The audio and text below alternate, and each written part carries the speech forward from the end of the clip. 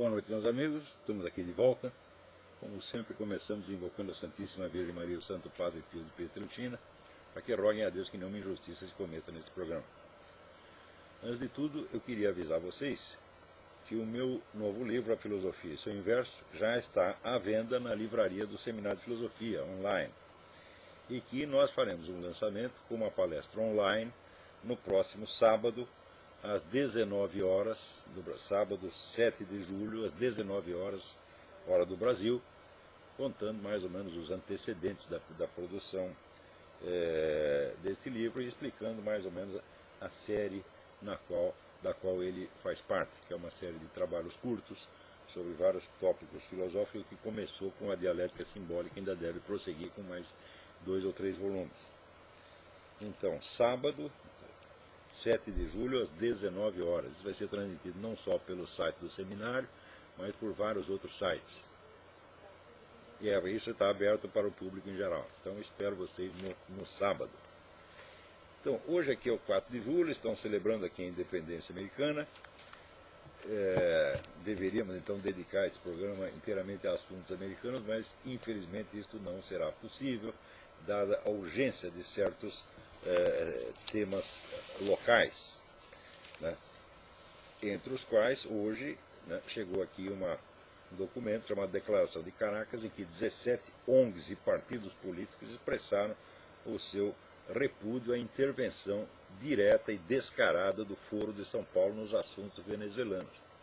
Não é preciso dizer que o próprio Lula, em 2 discursos que foram reproduzidos no site oficial da própria Presidência da República, até se gabou desta intervenção. Não é isso? A propósito disso, eu acabei de enviar para o Diário do Comércio um artigo que eu vou ler aqui para vocês, antes de tudo mais. Daqui a pouco vamos entrar tem outros assuntos também igualmente urgentes do Brasil. Em recente debate na Globo News, mediado por William Wack, o ex-chanceler Luiz Felipe Lampreia reconheceu que a política externa brasileira, desde o primeiro mandato de Lula, nada tem a ver nem com os interesses do Estado e da nação, nem com o tradicional compromisso democrático, expressão dele, que se abstinha de interferir nos assuntos internos de outras nações. É, ao contrário, uma política de intervenção, ao mesmo tempo ativa e seletiva, inteiramente determinada por interesses partidários e voltada à criação de um bloco ideológico de esquerda. O centro condutor dessa política, disse ele, é o Foro de São Paulo. Os outros 2 debatedores, o professor da UNB, Eduardo Viola, e Alberto Pfeiffer, do Conselho Empresarial da América Latina, sem tocar no nome da entidade tabu, que já seria exigir demais, concordaram essencialmente com o diagnóstico.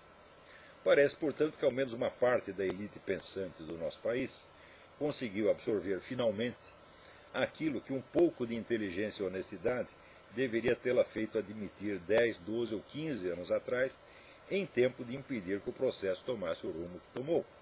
Esse rumo define-se em poucas palavras.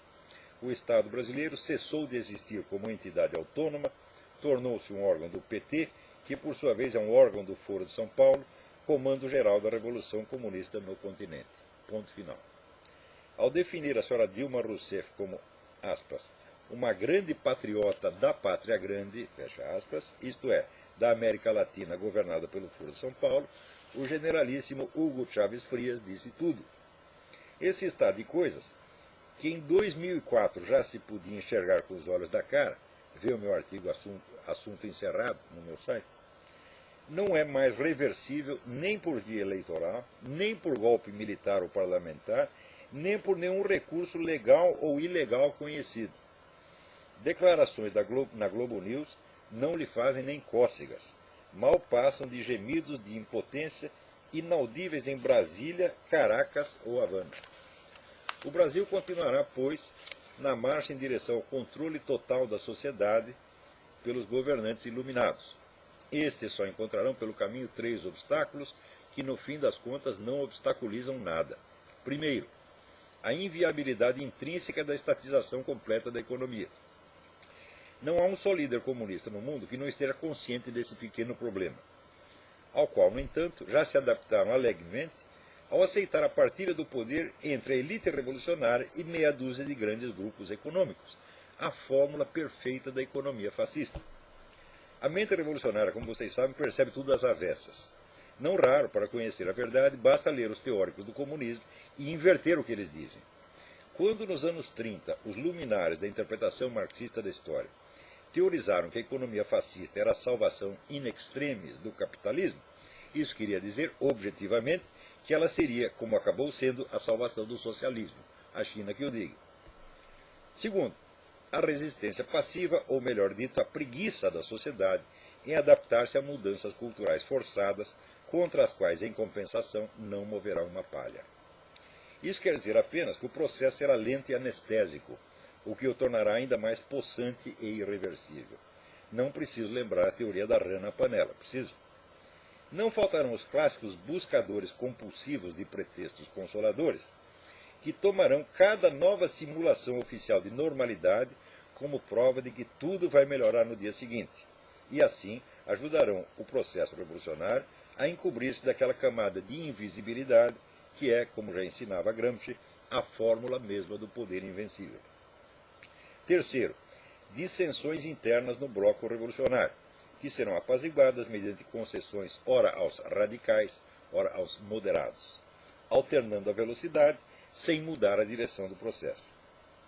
Sempre existe a possibilidade de que alguns cansados de guerra vejam a luz, mas eles são tão lentos, graduais e tímidos em mudar de ideia que previsivelmente estarão caquéticos antes de poder organizar-se em movimento sério de oposição. As únicas possibilidades de mudança de rumo são, pois, primeiro, uma intervenção divina. É sempre possível, mas a Igreja Católica praticamente inteira está empenhada em que semelhante desastre não sobrevenha aos queridos filhinhos que ela ajudou a colocar no poder. Das igrejas protestantes, umas descobriram a via petista para a salvação e estão felicíssimas, outras esperneiam em vão contra perigos que não entendem. Já veremos alguma coisa a esse respeito. Segundo, um giro de 180 graus na política externa de Washington, hoje devotada a promover a ascensão da esquerda anti-americana em toda parte. Não sei dizer se isso também é um caso para a providência divina, ou se a iniciativa humana do Tea Party, dos Birthers, ainda conta para alguma coisa. Terceiro, um renascimento cultural que restaure as capacidades normais de percepção nas elites falantes e, num prazo de 1 ou 2 gerações, torne possível a formação de um movimento popular de resistência, como se viu na própria União Soviética a partir dos anos 60. Isso requer, antes de tudo, uma grande literatura capaz de impor-se ante a plateia internacional antes de conquistar um lugar ao sol no país de origem. Quando o Brasil tiver os equivalentes de Alexander Solzhenitsyn, Osip Mandelstam, Vassili Grossman, Vladimir Bukovsky, Alexander Zinoviev e similares, talvez seja possível começar a sonhar com um futuro menos deprimente. Fora disso, tudo o que resta é a rã fazer votos de que a água da panela demore um pouco mais para esquentar, que é exatamente o que todo mundo está fazendo. Então, falando aqui nas igrejas protestantes, que estão esperneando contra perigos que não entendem nada, eu tenho que dizer a primeira coisa, vocês têm que decidir contra que vocês estão lutando. Vocês estão lutando contra o homossexualismo ou contra a legislação gaysista que ameaça a sua liberdade religiosa? Vocês têm que escolher. Né? Porque o homossexualismo, meu filho, existe desde a queda de Adão. E vocês não vão erradicá-lo. Então vai dar um pouco mais de trabalho. Isso não dá para vocês vencerem. Agora, dá para vocês vencerem a transformação, vamos dizer, do gaysismo em lei, a criação da tirania gaysista. Isso dá para vocês vencerem, com a condição de que vocês encostem o outro tema, deixem de lado. Por quê? Presta bem atenção, em toda a argumentação existem premissas que você firma e com base nas quais, uma vez que essas premissas sejam aceitas por todo mundo, você pode tirar conclusões dela, que também serão, logicamente, aceitas por todo mundo. Ora, a premissa anti-homossexual jamais será aceita pelos homossexuais, né? E por uma boa parte da sociedade. Então, é preciso que você raciocine fora desta questão. Quer dizer, independentemente de qualquer discussão do homossexualismo em si, a proposta gaysista é tirânica, é totalitária, é baseada em mentiras, é uma fraude, tá certo? é uma exploração da boa-fé popular e tem que ser rejeitada e derrotada de qualquer maneira. Esse é que é o problema. Agora, quando você parte para a discussão do homossexualismo, por exemplo, eu fiz o possível para explicar para as pessoas que quando você qualifica o homossexualismo de antinatural, por exemplo, você está se referindo a um conceito antigo e bíblico, tá certo, de natureza. Quer dizer, é a natureza, quer dizer, é o cosmos como expressão da lei divina. Então você tem a lei divina e embaixo você tem a lei cósmica ou natural, que é a expressão dela. Isso é uma concepção de conjunto, tá certo? Com o advento da ciência moderna, a noção de natureza se tornou independente de qualquer referência à lei divina. Então a natureza é considerada um campo separado, autônomo, distinto, cujo conhecimento não pode e não precisa passar pelo conhecimento da lei divina. Então isso quer dizer, quando se diz que uma coisa é natural ou antinatural, isso tem um significado no contexto antigo e bíblico, outro significado no contexto científico atual.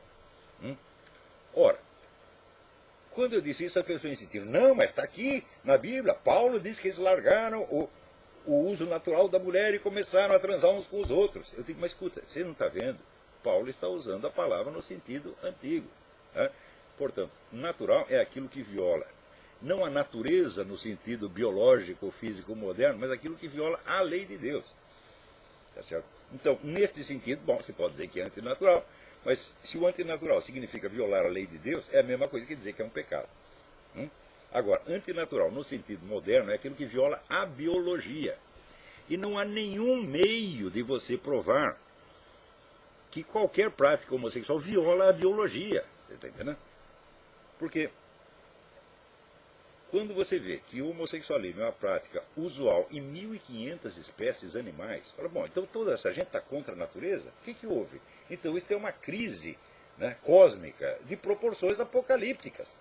Esses ursos todos transando com outros ursos, que coisa mais indecente. Agora, tem um sujeito que me escreve ali muito respeitosamente, tá certo? Mas ele diz, o senhor está enganado, quando o urso macho transa com outro urso macho, não é homossexualismo, ele está apenas descarregando o seu impulso sexual. Eu digo, uai, mas como que ele vai descarregar o impulso sexual numa coisa que não o atrai sexualmente? Então a descarga do impulso sexual pressupõe a atração homossexual de um urso macho por outro urso macho. Não deveria ser preciso explicar isto, tá certo? Então, ademais, uma coisa que me impressiona muito, a veemência, a valentia com que este pessoal argumenta contra o homossexualismo contrasta da maneira mais acachapante com a sua omissão e covardia na luta contra essa legislação gaysista.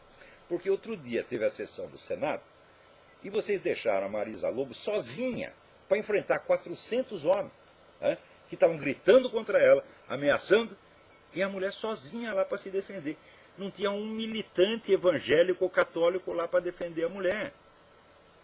Então, com que autoridade? Vocês são valentes pra caramba para escrever teorias, né? Faz aqui tratados teológicos contra o homossexualismo, mas na hora de lutar contra o perigo, vocês deixam a mulher sozinha. Então, o que vocês são? Vocês são os boiola. É isso que vocês são. Vocês não têm autoridade moral nenhuma para fazer isso. Então, para de teorizar contra o homossexualismo em geral e lute contra o perigo imediato que os ameaça. Tem um mínimo de senso prático. Daí se você me perguntar, mas lutar como? Eu digo, primeiro, é a coisa mais fácil do mundo. Primeiro, esqueça a questão moral ou imoral do homossexualismo. Você está discutindo ou com homossexuais ou com pessoas que são partidárias do homossexualismo. Então elas não aceitam as suas premissas morais. Tá certo? Mas tem algumas premissas que elas não podem deixar de aceitar, porque elas mesmas apelam a essas premissas. Então, como já ensinava Santo Tomás de Aquino, você tem que usar as premissas que o seu interlocutor aceita. Tá entendendo? Se ele não aceita, por exemplo, a premissa bíblica, não adianta você apelar para a Bíblia na frente dele. É uma coisa elementar, né? Tá? Então, em primeiro lugar, primeira coisa, você tem que desmascarar esta mentira da perseguição anti-gay.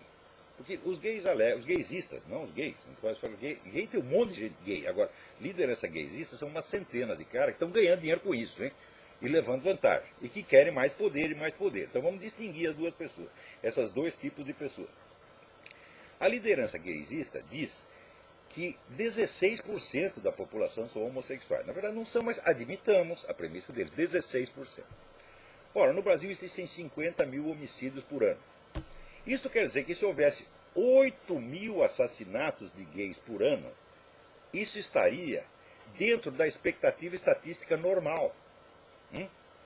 Ou seja, para você dizer que existe uma onda de violência anti-gay, seria preciso que a quantidade de gays mortos ultrapassasse, tá certo, a sua participação estatística no conjunto da população. Então, se tem a expectativa estatística seria de 8 mil gays, você me aparece com 10, 12, 15, fala, opa, então está havendo uma violência especial voltada contra gays. Mas existem 8 mil assassinatos de gays por ano? Não, eles já aparecem com 100 e poucos casos. Ou seja, entre os vários grupos sociais brasileiros que estão expostos a risco, os homossexuais são os que menos têm risco. Se houvesse 8 mil assassinatos de gays, isso ainda não configuraria nenhuma violência específica voltada contra gays. Por quê? Porque isso estaria dentro da expectativa estatística real. Se tem 50 mil por ano, 16% vai dar 8 mil. Certo? Então, se fosse 100 mil, seria 16 mil. Então, em vez de 8 mil, eles nos apresentam 100 e poucos casos e dizem, olha aqui a onda de violência. Segundo, todo e qualquer homossexual que morra, já existe a presunção, primeiro, de que o sujeito foi morto por ser homossexual. Outro dia houve um crime hediondo contra um rapaz, apareceu de olho furado, essa coisa toda. Não se tem a menor indício de que o sujeito foi morto por ser gay ou por outro motivo qualquer. Mas já existe a presunção de que ele foi morto porque havia ódio anti-gay. E segundo, existe a presunção de que esse ódio foi incentivado por motivos bíblicos. Então me mostre algum caso, um único, pelo amor de Deus, que o sujeito leu a Bíblia e disse, isso aqui é uma abominação, eu vou sair matando gay. Não tem nenhum. Então isso tem que ser desmascarado de cara, você nunca pode aceitar. Agora, se você aceita a autoridade do seu interlocutor para te acusar de coisas que não existem, e aceita ser julgado nos termos dele, você já perdeu a briga, porra. Em segundo lugar, outro dia houve uma discussão entre o pastor Silas Malafaia e esse senhor João Willis. E o pastor alegava o seguinte, diz, não, homofobia, quer dizer, atos de discriminação contra gays tem que ser punidos por lei. Mas a simples expressão de uma opinião é um direito constitucional. Daí respondia o João Willis. A violência física é precedida da violência simbólica, de um discurso. Eu digo, isso é verdade, isso acontece.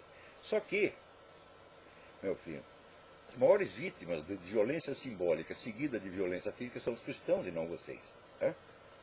Anualmente morrem no mundo 110 mil cristãos por causa de discursos como esse que você faz. Então você está incentivando uma violência que existe. E nos acusando de incentivar uma violência que nem sequer existe. Então cale a sua boca, tá certo? Em segundo lugar, quando começou a violência contra cristãos? Começou em Roma. Eu acabei de ler aqui no apologista gay John Boston, alega de que em Roma, nas altas classes, o homossexualismo era perfeitamente aceito, era normal, etc. Então, a classe dominante romana era composta maciçamente de gays, entre os quais imperadores notoriamente gays, como Nero, Calígula, Adriano, está lá na história dos 12 Césares de Sueton. Quem foi que condenou os cristãos a ser comidos na arena por leões, ou a ser torturados, a ser crucificados? Foi esta gente. Então foi uma elite gay, responsável pelo massacre de cristãos durante 3 séculos. Então esse Sir John Willis é porta-voz da mesma tendência, do mesmo ódio anticristão, que reconhecidamente mata milhões de pessoas. E ele vem com esses 100 casos de gays mortos, que ele não tem sequer a prova de que foi por preconceito anti-gay, e com base nisso nos acusa a todos de estar gerando violência contra eles. É claro que esse sujeito, vamos dizer, é de uma mendacidade psicótica, no mínimo. Chamar de psicótica é bom, porque você chama de psicopática. Tá certo? Que é uma pessoa insensível à diferença entre verdade e erro. É preciso, então, acusar essas pessoas, vamos dizer, da sua falsidade. Tá certo? Da sua falsidade mal intencionada, proposital, e nunca aceitá-los como interlocutores legítimos. Agora, vocês deixam a Marisa Lobo na condição de fica numa posição de se autodefender, quando vocês deveriam estar lá atacando e dizendo isso. Já vocês, gaysistas, vocês matam cristãos desde o primeiro século. Hã? Quer dizer, a propaganda anticristã é de uma virulência muito grande, e vocês estão acrescentando as suas palavras a esse discurso anticristão, que reconhecidamente mata 110 mil pessoas, ainda mata 110 mil pessoas por ano. E é isso que vocês querem.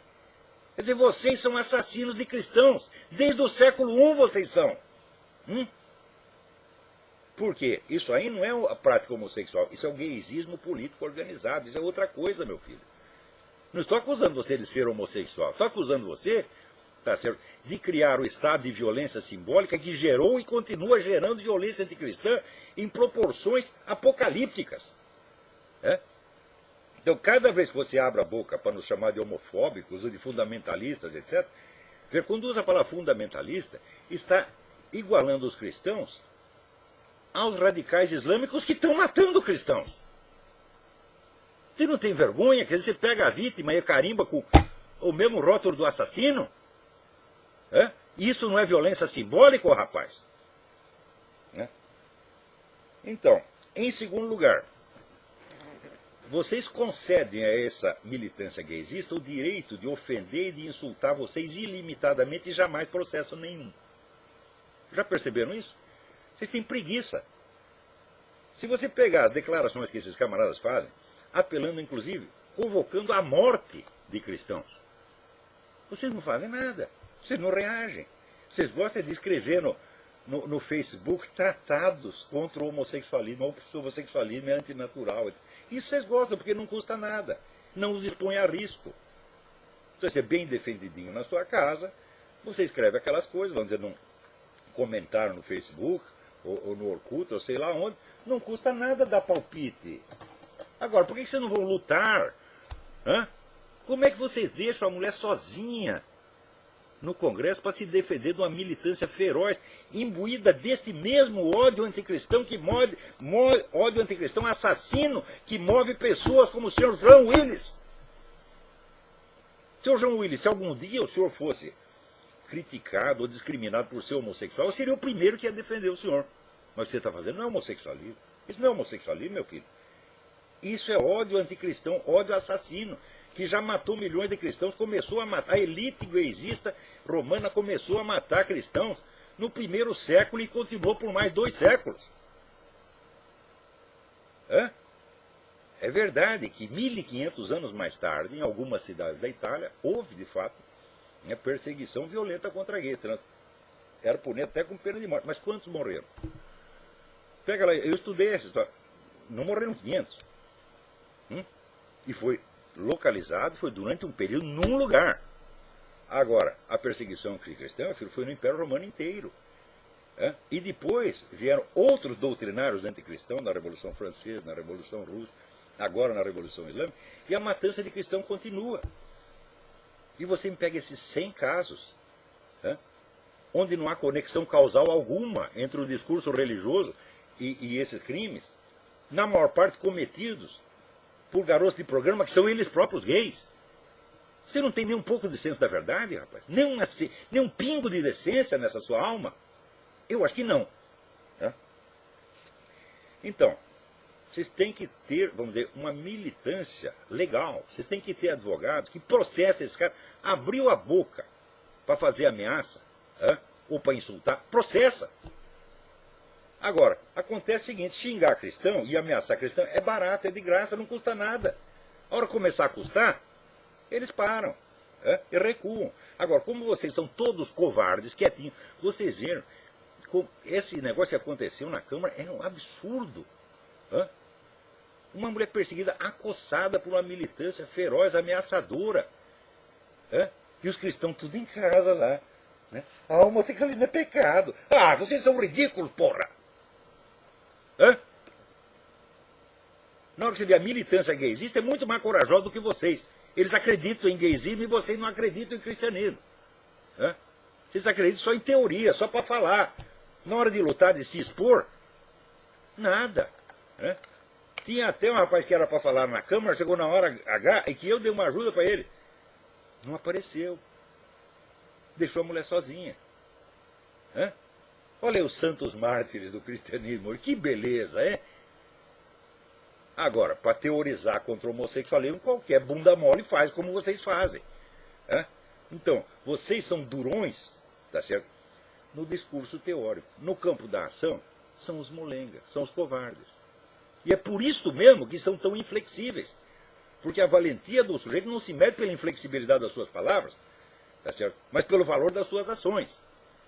Pelo menos mostra a sua cara, como eu estou mostrando a minha. É? Que eu, por exemplo, nesse caso do Foro de São Paulo, eu já paguei por essa brincadeira. É? Eu também levava ameaça de morte 2, 3 por semana, porra. É? E note bem, eu não sou uma igreja, eu não tenho recursos para isso, eu não sou uma entidade protestante. Eu, pessoalmente, eu não tinha recursos para processar essa gente toda, mas vocês têm. É? Pega o dinheiro do seu dízimo para processar quem insulta a sua igreja, quem lhe faz ameaça. Pelo menos isto. Terceiro lugar, vocês têm que ter uma militância organizada capaz de ir aos locais e defender a sua causa. Se o lado de lá está gritando, você tem que gritar também. Se o lado de lá está xingando, você tem que xingar também. Porque das duas uma, ou você vai argumentar no campo racional, e eu dei para vocês a dica de como argumentar no campo racional, para esqueça o discurso anti-homossexual e se concentre na questão da tirania gaysista. E expliquei tudo como é que faz. Daí começa a espernear. Ah não, porque Paulo diz que a homossexualismo é antinatural. Puta merda! Haja saco! Então vocês querem transformar isso aí numa disputa acadêmica. Comigo. Vamos discutir com o Olavo, porque o Olavo tem paciência, o Olavo tem saco de borracha. Tá certo? Ele responde a cada pentelho que vem incomodar com argumentos imbecis, ele responde a cada um. Agora, me meter com a militância gay, eu não, eu vou ficar dentro de casa. Então, veja, falando nisso, o pessoal quer casamento gay, sabe quem é o pioneiro do casamento gay? O imperador Nero. O imperador Nero casou, fez 2 casamentos gay até. Primeiro casou com um rapaz chamado Espórios e depois com outro chamado Doríforo. E o primeiro ele mandou castrar, para fazer de mulherzinha dele. Doríforo. Depois o imperador Adriano também tinha um amantezinho, tá certo? E comeu, o rapaz depois se cansou. Ele mandou matar, e depois de mandar matar, mandou erigir uma estátua e colocar no panteão dos deuses. Então isso aí é o tipo da cultura macabra, tá certo? Cultura macabra que você vê em órgãos gaysistas, como a revista Advocate aqui. Existe, vamos dizer, a longa pesquisa da Judith Riesman mostrando a intensa presença do elemento pedófilo na cultura da revista Advocate e outras revistas gaysistas. Eu não estou associando necessariamente homossexualismo à pedofilia, mas associo sim à liderança. Porque no Brasil, o seu Luiz Motti, que era o seu ídolo máximo, o seu grande líder, já está sendo processado por propaganda da pedofilia, e daí vocês trataram de repente, escondê-lo para baixo do tapete. Perceberam? De repente ninguém mais fala do João Willis. O Luiz Motti foi desmascarado, agora vamos apostar tudo no João Willis. Agora aqui nos Estados Unidos, só neste ano, 3 líderes gays importantes estão sendo processados por prática da pedofilia. Então, note bem, não há conexão entre homossexualismo e pedofilia, mas entre militância gaysista e pedofilia, sim, porque é a mesma convergência de interesses. Aqui já está lançada a campanha pela legitimação e legalização da pedofilia, e estão lançando no mundo inteiro. Quando lançam um lugar, lançam isso tudo coordenado. E no Brasil? Essa luta pela redução da idade de consentimento. E outra coisa, por que querem espalhar literatura e filmes gaysistas nas escolas? Vocês estão criando clientela para pedófilo, meu Deus do céu. Então, se não são pedófilos pessoalmente, vocês estão facilitando o caminho para eles. Por quê? Porque é uma convergência de interesses políticos. Agora, o cara que é homossexual fala, peraí, por que ele está interessado na implantação do homossexualismo mundial? Ele está cuidando do desejo dele, atender o desejo dele, ele não vai se meter nessas coisas. Se o cara se mete em militância gaysista, não é movido pelo seu impulso homossexual, mas por um impulso psicopático de remoldar o mundo à luz do seu desejo sexual. E esse é o primeiro ponto que vocês, evangélicos e católicos, têm que levantar. Olha, eu estou falando em nome de uma religião que me impõe deveres e deveres difíceis de cumprir. Você está falando em nome do seu desejo, da sua fantasia sexual. Não estamos no mesmo nível. Eu não estou defendendo o meu interesse, mas você está. E, finalmente, um ponto que vocês têm que levantar. A legitimação do casamento gaysista resulta no seguinte: não vai haver diferença legal entre uma mulher e um homem vestido de mulher. Portanto, se aparece que o seu Luiz Motti, que botou um sutiã, eu sou obrigado a chamá-lo de senhora ou senhorita. E se não chamar, ele vai ser ofendido e vai me processar. Então, significa a percepção visual está proibida. A percepção espontânea. Isto chama-se estimulação contraditória. Isto é uma violência psicológica, o homem fala de violência simbólica, isto é uma violência simbólica, violência psicológica fascista. E eles estão querendo impor isso como lei. E impor não só a nós, mas impor também a crianças. Eu digo, ora, por exemplo, um casal homossexual pode criar uma criança? Pode. Perfeitamente. Agora, a hora que ele quiser impor a sua identidade homossexual para a criança, ele está cometendo violência simbólica, sim. Porque está obrigando a criança a ver não com os olhos da cara, que percebe a diferença sexual, mas com os olhos da simbologia cultural gay que ele quer lhe impor. Então, a piada do Groucho Marx, afinal, você vai ver, vai concordar com seus próprios, comigo ou com os seus próprios olhos? Vai acreditar em mim ou nos seus próprios olhos? Virou realidade. Isso vai ser imposto a muitas crianças. Então, homossexualidade é uma coisa, identidade gay é outra coisa. A identidade gay ela é problemática em si mesma. Por quê? A identidade de homo e hétero coincide com a sua identidade anatômica. Então, tão logo você se apresenta com o seu corpo de homem ou de mulher, você é identificado como homem ou mulher. Mas como você vai ter uma identidade gay? Ninguém sabe se você é gay. Então você tem que criar uma identidade mediante um gestual, mediante voz, mediante símbolos culturais. Note bem, por mais que você capriche nessa identidade, ela é nunca perfeita. Você imagina, por exemplo, a tragédia do travesti ou transexual que às 4 horas da manhã olha no espelho e está crescendo barba? Que decepção!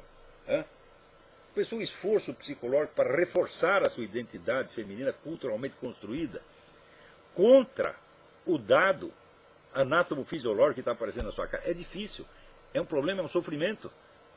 E pessoas que são incapazes de arcar com esse sofrimento, de entender, falar, quem sai na chuva para se molhar. Eu quis isso, então eu aguento as minhas tensões, eu aguento as minhas dificuldades, e ninguém tem nada a ver com isso. Eles não são capazes de fazer isso. Eles querem mudar a sociedade, para que a sociedade lhes dê o reforço que eles não têm internamente. Ou seja, ninguém pode dizer uma palavra contra gaysismo. Por quê? Porque a identidade gay é uma coisa que é vacilante e problemática em si mesmo. E eles querem que nós seguremos a sua identidade de pé, porque eles não são capazes de segurar. Então, é uma dificuldade psicológica inerente à condição de homossexual. Tá certo? Inerente para alguns, porque o sujeito pode viver perfeitamente, o homossexual pode viver perfeitamente bem sem essa palhaçada da identidade homossexual. Então, eu sou um cara como qualquer outro, só que de vez em quando eu tenho um desejo homossexual e pronto, que nem um urso pode ter. Tá certo? Então, voltamos ao conceito antigo, a homossexualidade é uma conduta e não uma identidade. Mas eles querem identidade, porque sem identidade não dá para criar um movimento político, porra. E não dá para sugar a verba do Estado. E não dá para chantagear trouxas como vocês, evangélicos e católicos. Tá, então, olha, é isso aí que vocês têm que fazer, porra. Então, primeiro, decidir contra que vocês vão lutar. Se vão lutar contra o gaysismo, então esqueça a sua argumentação anti-homossexual. Porque se você não obtiver o apoio dos próprios homossexuais honestos, a sua causa está perdida, meu filho. E depois, quando vocês acusam o homossexual de antinatural, e isso é ouvido no sentido científico moderno, a coisa se torna monstruosamente ofensiva, e aí o cara tem razão de dizer que isso é homofobia. Então, note bem, eu não acho que a homofobia seja um pecado mortal. Assim, qualquer pessoa com alguma experiência da vida sabe que o fenômeno chamado sexo, ele inclui necessariamente a atração por certas coisas e a repulsa por outras. Por exemplo, se você tem atração, digamos, por um certo tipo de pessoas e quiserem te impor outro tipo de pessoa, por exemplo, o sujeito é vidrado, sei lá, em jovenzinhas, tipo modelo da Playboy. E alguém quer lhe impor uma mulher madura, com os peitos caídos, etc, etc, ele vai sentir repugnância, ele vai dizer não quer. Né? Então, a atração por uma coisa implica a repulsa por outra. Então, a repulsa faz parte, necessariamente, da própria dialética do sexo. Eu lembro o caso, como foi o Graciliano Ramos, ele tinha uma repulsa física a homossexuais. Ele jamais tomaria uma atitude pública contra eles, jamais discriminaria, mas ele tinha. Então, como na prisão em que ele estava, o cozinheiro era homossexual, ele ficava dias sem comer porque ele tinha uma repulsa física. Isso não é controlável, isso não é cultural. Tem pessoas que são assim. Então, assim como vocês homossexuais, eu lembrei o caso da sauna gay, tá certo? Onde a sauna começou a ser frequentada por transexuais e travestis, e os homossexuais machos protestaram e disseram, eu tenho nojo disso. Nós viemos aqui procurar homem peludo e de repente vem esses caras com esses peitão e tal, tenho nojo disso. Eles diziam isso abertamente. E é nojo mesmo. Então por que o nojo, a repulsa, é monopólio de vocês? Só vocês podem sentir repulsa e ninguém mais pode. Então, eu não considero que uma repulsa ao homossexualismo seja um crime, nem um pecado, nem uma doença. Ela é tão normal quanto o próprio impulso homossexual, meu Deus do céu. Veja, quando a gente fala normalidade do impulso homossexual, você sabia que a Igreja Católica não considera que a atração homossexual seja pecado? Se não é nem pecado, como é que vai ser antinatural, meu Deus do céu? Considera que o ato homossexual, sim, é um pecado. É um pecado como seria o pecado do adultério, fornicação, etc, etc. Tá certo? Então, abrande esta retórica anti-homossexual e concentre-se na luta efetiva. E não deixem uma mulher sozinha se defender contra 800 gaysistas enraivecidos. Em suma, tome vergonha nas suas caras. Antes de ficar com pregação moralista, né, no Facebook, com argumentação teológica imbecil. Tá certo? Então, na verdade, quando a pessoa começa com esse excesso de rigidez doutrinária, é porque é um covarde.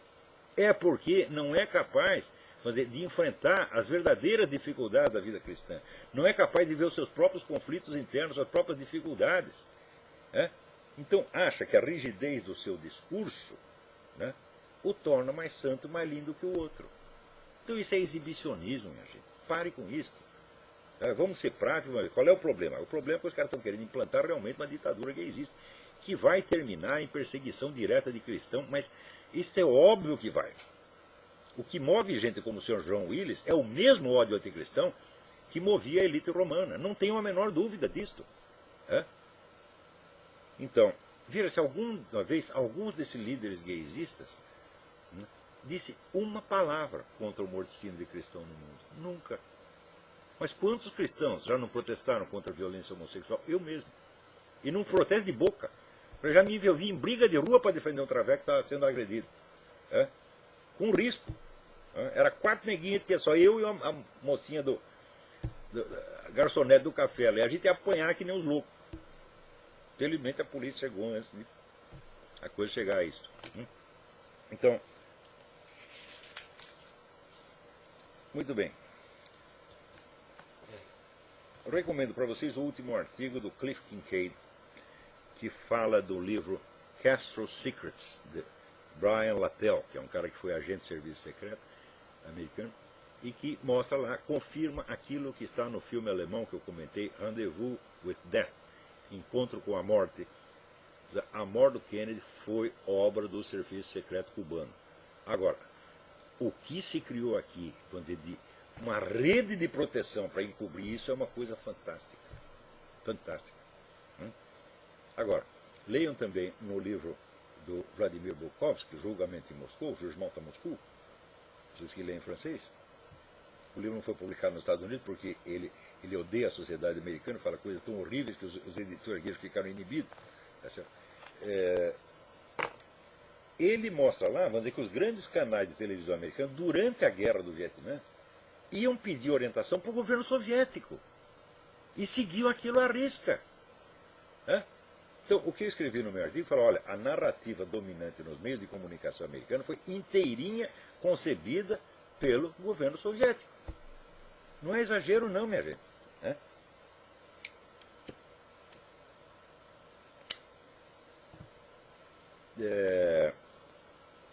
Agora, para você ver, o governo americano atual, o governo Obama, está empenhado em desmantelar o poderio americano, meter os Estados Unidos em encrenca e possivelmente, tá certo, em metê-lo numa guerra antes do fim do ano. Para quê? Para salvar a eleição do Obama. Estava aí o Donald Trump advertindo isso, e é um risco real. Real, porque o sujeito está ajudando a revolução iraniana e islâmica em toda a parte, menos no Irã. Então, porque o Irã tem armas atômicas, está ameaçando bombardear Israel e bombardear a marinha americana, então aí não tem jeito, porra. Você viu, o americano falou, o governo falou, não, nós não vamos negociar porque nós não sabemos mais como negociar.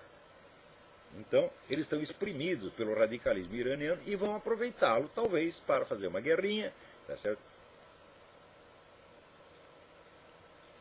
Que vai ser evidentemente inútil, porque você não vai dizer que os Estados Unidos vão poder ocupar o Irã como não puderam ocupar o Iraque, tá certo?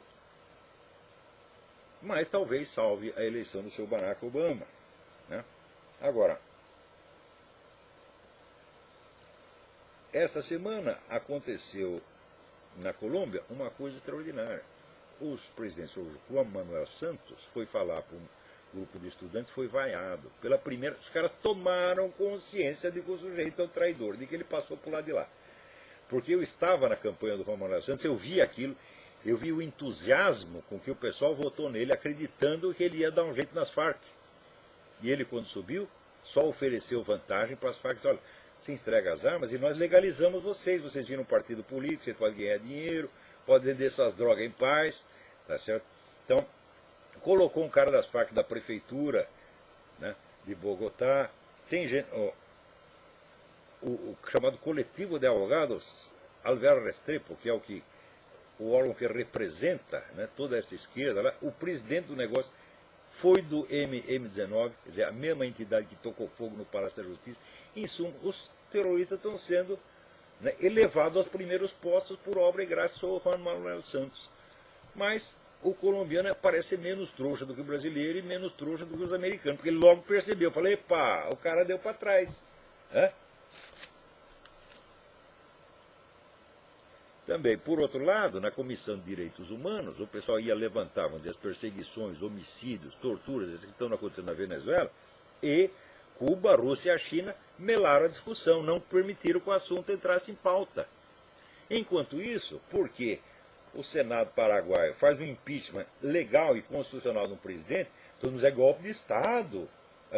Nós temos que proteger a democracia. Você vai proteger a democracia na Venezuela, meu filho, onde o Chávez, quando escreveu no livro, manda matar. Na Bolívia, a mesma coisa. Tem lá os deputados bolivianos que estão em greve de fome por causa de violência sofrida pela oposição na Bolívia. Agora, com isso o governo brasileiro não se incomoda. Por isso que o Lampré disse a coisa certa, é uma intervenção ativa e seletiva. É a intervenção contra quem é da direita, quem é nosso inimigo. Agora, do nosso lado, pode fazer tudo. Então é claro que é um critério partidário ideológico. Então, agora, como se não bastasse, né, a enxurrada de más notícias, diz que o Papa Bento XVI nomeou para chefe da Congregação para a Doutrina da Fé, o Santo Ofício, um homem da teologia da libertação. Ou seja, o Papa tem feito um esforço monstro para restaurar a Igreja, né, inclusive para refazer a unidade que foi perdida com o Concílio Vaticano II, de repente faz uma dessa. Quer dizer, como é que não vamos explicar? Será que a explicação é Alzheimer? Eu acho que é. Não vejo outra explicação. Quer dizer, o homem já está com 153 anos, já não sabe mais o que está fazendo. É a única explicação possível. Né? Agora, aviso, não tem nada a ver com a história, mas vocês têm gatos em casa? Gato passa toxoplasmose, e toxoplasmose às vezes aparece uma forma de doença mental e de impulsos suicidas. Então, se você tem gato, cuidado. Você tem que velar, porque está provado que assim, o número de suicídios é maior entre proprietários de gatos do que entre os proprietários de qualquer outra coisa. Tartaruga, cachorro, coelho, você está entendendo? Então, cuidado com os gatinhos. Mulheres, sobretudo mulheres solitárias, gostam muito de gatinho, né? Eu aqui não tenho gato nenhum, tenho 4 cachorros, eles comeriam os gatos. Agora, aqui nos Estados Unidos, já tem um estado, não sei qual, peraí, deixa eu ver aqui. Ah, não interessa também. Tem um estado aqui que deputado está fazendo uma lei, propondo uma lei, em que uma criança pode ter 2 mães, ou 3 ou 4. Então, quando eu disse para vocês, na onda desse negócio de casamento gay, vai vir a destruição total do direito de família. E foi feito para isso. Então você tem o casamento gay, depois você tem o casamento poligâmico, depois tem 3 mães, depois tem o casamento coletivo. Eles vão impor tudo isso sim. Não é exagero meu, eu sei, eu leio os documentos do caso, leio as discussões internas. Você tem que ver não o que eles dizem para o público, mas o que eles dizem uns para os outros, porra. Como o Foro de São Paulo. Veja, por que gente como o senhor Lampré levou tanto tempo para perceber o Foro de São Paulo? Porque ele julgava as coisas baseado nas declarações públicas que o PT fazia na mídia. Eu digo, mas é um erro primário. Você tem que buscar os documentos diretos, as fontes, as discussões internas do partido. Não a sua propaganda. Mas a propaganda do PT era subscrita e aceita por toda a mídia como se fosse a expressão da verdadeira natureza do PT. O movimento gaysista também é a mesma coisa. Você tem que ler o que eles dizem uns para os outros, os planos que eles estão fazendo, planos internos. Assim como essa turma do Obama, a mesma coisa, porra.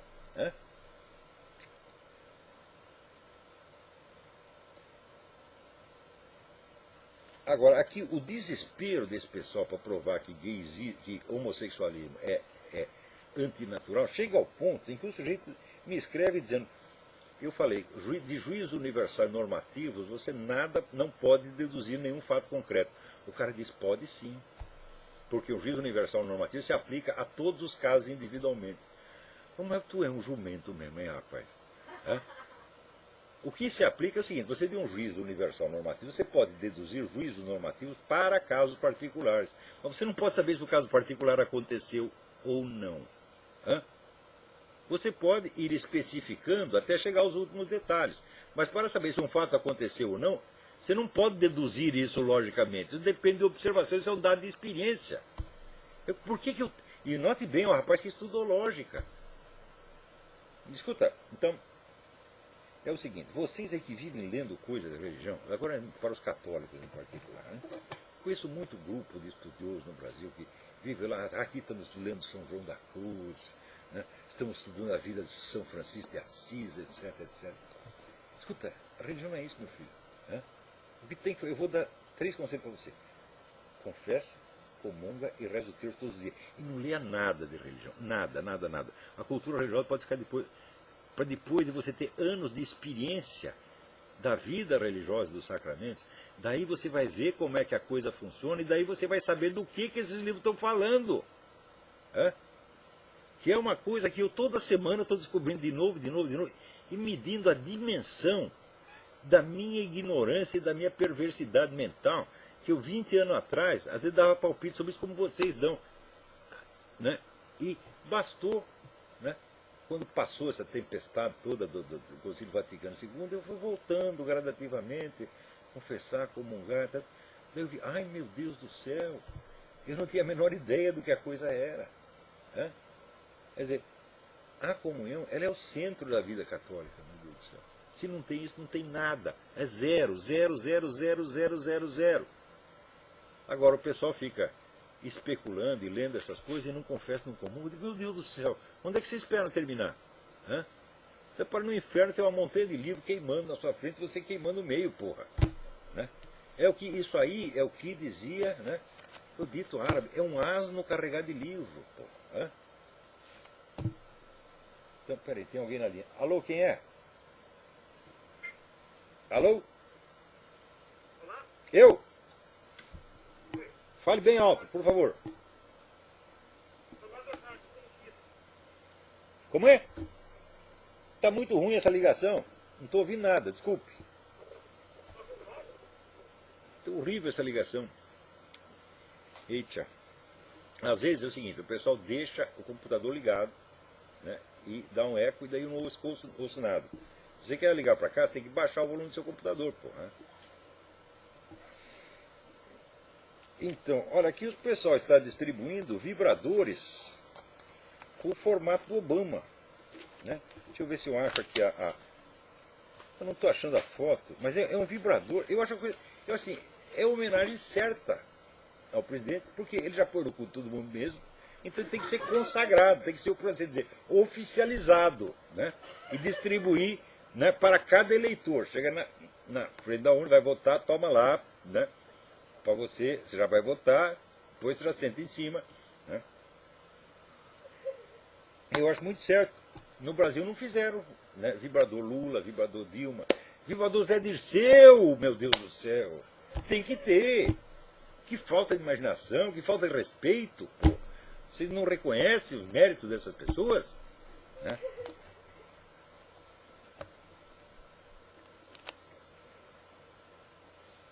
Vamos ver o que... Aqui então, velhinha de 113 anos, né? Está com 113 anos, ela fuma, dá 10 cachimbadas por dia, 10 vezes por dia, pega o cachimbo, e está lá. Que nem aquele velhinho que morreu com 100 e tantos, que disse que a fórmula da longevidade era, como é? Era uísque, cigarros e mulheres fogosas. Né? Tá lá. Também teve outro que está com 104 anos, deu uma entrevista, falou, eu parei de fumar no ano passado, sabe, está me fazendo muito mal. Né? Eu fumou até os 103, daí parou que estava fazendo muito mal. Né? Então, e vocês, o seu modelo de saúde é o Dr. Drauzio Varela, olha a cara dele. Né? Ou então é o poeta ateu, que diz que eu vou morrer porque estou fumando. O cara tem 20 anos menos que eu, parece 30 a mais. Tá lá,